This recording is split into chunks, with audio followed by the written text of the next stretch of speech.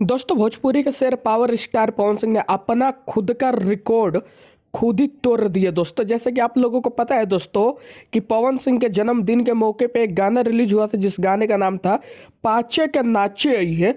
दोस्तों ये जो गाना है ना, म्यूजिक सेक्शन में पहले नंबर पे कम से कम 13-14 दिनों से ट्रेंड कर रहा था दोस्तों।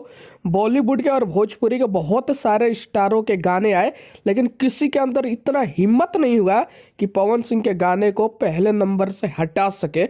लेकिन दोस्तों पवन सिंह सपना चौधरी का कल गाना रिलीज होता है लहंगा लहक जाई। दोस्तों पवन सिंह अपने गाने का रिकॉर्ड खुद से तोड़ दिया दोस्तों, और पवन सिंह का लहंगा लहक जाई पहले नंबर पे म्यूजिक सेक्शन में ट्रेंड कर रहा दोस्तों। वहीं पे अगर बात करें दूसरे नंबर की तो पवन सिंह का ही गाना ट्रेंड कर रहा पाचे का नाचे ये।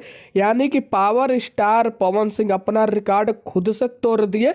बहुत लोगों ने कोशिश किया, खास करके भोजपुरी में एक स्टार है जो अपने आप को बहुत बड़ा स्टार मानते हैं, उन्होंने भी बहुत ज़्यादा कोशिश किया था कि पवन सिंह के गाने को हम लोग हटा दें पहले नंबर से, लेकिन वो ऐसा कर नहीं पाए।